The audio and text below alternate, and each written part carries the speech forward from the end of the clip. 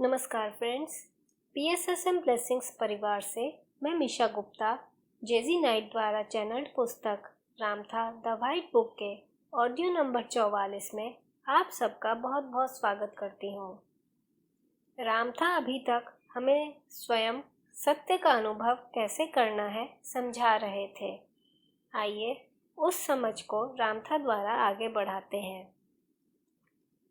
आप जो हैं वही बने रहें।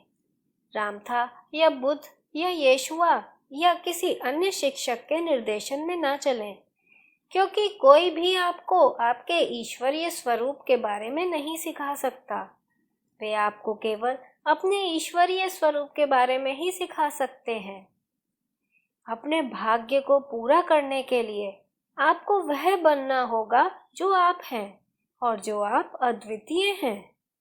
यदि आप किसी दूसरे की जीवन योजना के अनुसार जीने की कोशिश करेंगे तो आप कभी भी वह नहीं बन पाएंगे। आप कौन हैं और आपके भीतर जो आग है उसे समझने का एकमात्र तरीका आपकी अपनी भावनात्मक समझ की सच्चाई के माध्यम से ही है।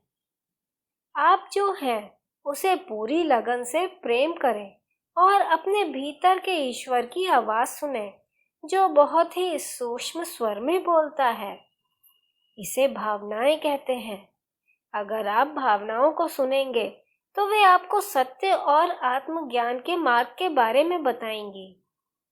आप अपने अंदर जिस सत्य को महसूस करते हैं उसे जिएं, उसे प्रकट करें ताकि वह आपकी महिमा को प्रमाणित करे। जब आप ऐसा करेंगे तब आपने अपने दृष्टिकोण से जीवन का मूल्यांकन किया होगा, जीवन को समझा और जिया होगा, और आप उसे जैसे भी समझें यह सब सही होगा। अपने स्वयं के शिक्षक, अपने स्वयं के उद्धारकर्ता, अपने स्वयं के स्वामी, अपने स्वयं के ईश्वर बने। जब आप इसकी सरलता पर चिंतन करेंगे तो यह आपको समझने की स्वतंत्रता प्रदान करेगा। तब आप यह तय करने में नहीं उलझेंगे कि क्या सच है और क्या झूठ, क्या वास्तविक है और क्या भ्रम।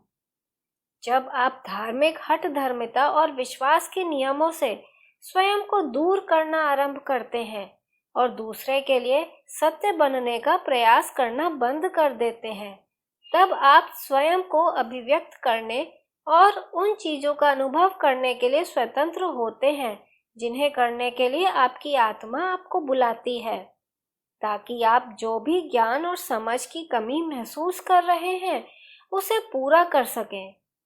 फिर अनुभव और भावना के माध्यम से आप अपनी व्यक्तिगत गति से क्षण प्रतिक्षण ईश्वर बन जाते हैं।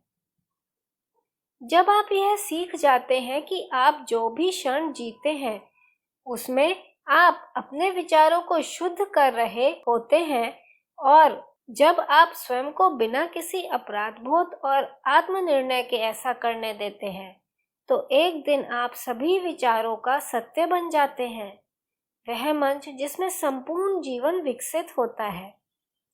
परंतु आप तब तक ऐसा नहीं बन सकते जब तक आप स्वयं को मनुष्य की सामूहिक चेतना से दूर नहीं कर लेते, उसके नियमों, आदर्शों और सामूहिक पहचान के साथ, और स्वयं को अपने सत्य, अपने उद्देश्यपूर्ण स्वयं या सेल्फ का अस्तित्व बनने की अनुमति नहीं देते। लंबे समय से मनुष्य ने अपने सभी विकल्प छीनकर और उनके स्थान पर नियम बनाकर स्वयं को अपनी दिव्यता से अलग कर लिया है। किंतु परिवर्तन की हवा इस धरातल पर चल रही है ताकि नयापन लाया जा सके, हर किसी में एक हिसाब किताब बिठाया जा सके, जो कुछ निश्चित माना जाता रहा है उसे अस्थिर किया जा सके। मुझे प्रसन्नता है कि आप इसका भाग बने, क्योंकि आज से आपका जीवन और भी अधिक आनंदमय हो जाएगा। क्योंकि आप किसके सामने उत्तर देंगे? किसी और के सामने नहीं, बल्कि स्वयं के सामने।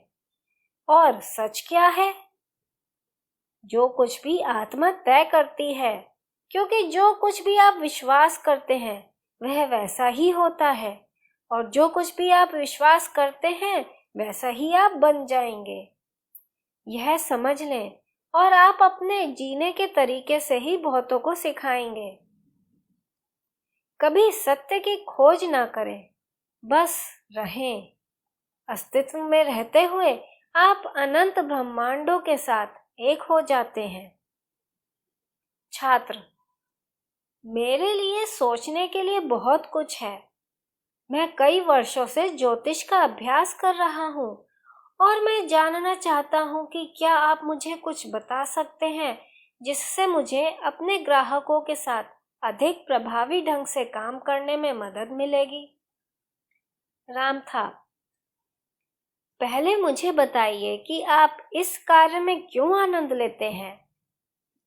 छात्र, क्योंकि मेरा मानना है कि सितारों और ग्रहों का हमारे जीवन पर प्रभाव पड़ता है और उनका अध्ययन करके हम स्वयं को और अपने भाग्य को बेहतर ढंग से जान और समझ सकते हैं। राम था, आप जानते हैं मास्टर, मनुष्य सदा से अपनी मातृभूमि की खोज में आपके आकाश में तारों के शांत रहस्य को देखता रहा है, क्योंकि वह अपने भीतर सहज रूप से जानता है कि वह उस झोंपड़ी से कहीं अधिक महान स्थान से आया है जहां वह पैदा हुआ था। जब मनुष्य ने रात में आकाश में रोशनियों को खोजना आरंभ किया तो उसे आश्चर्य हुआ कि वे चलती हैं, और जैसे जैसे वह चलती हैं मौसम भी उनके साथ चलते हैं। और जब उसने उनमें एक ऐसी शक्ति देखी जिसे वह नियंत्रित नहीं कर सकता था, तो उसने अनुमान लगाया कि उनकी गतिविधियां मनुष्य साम्राज्य पर आने वाले सौभाग्य और दुर्भाग्य के लिए भी उत्तरदायी होंगी। ऐसे कई बुद्धिमान व्यक्ति, भविष्यवक्ता या ऋषि हुए हैं जिन्होंने साम्राज्यों पर शासन करने के लिए सितारों में शक्तिशाली विश्वास का उपयोग किया है, और यदि संकट की उनकी भविष्यवाणियां सच साबित हुई तो इसके लिए कौन उत्तरदायी था?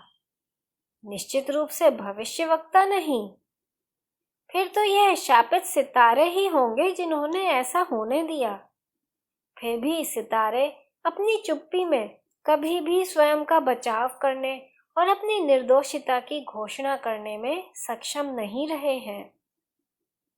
फ्रेंड्स, आज के लिए इतना ही। आप सबका बहुत बहुत धन्यवाद।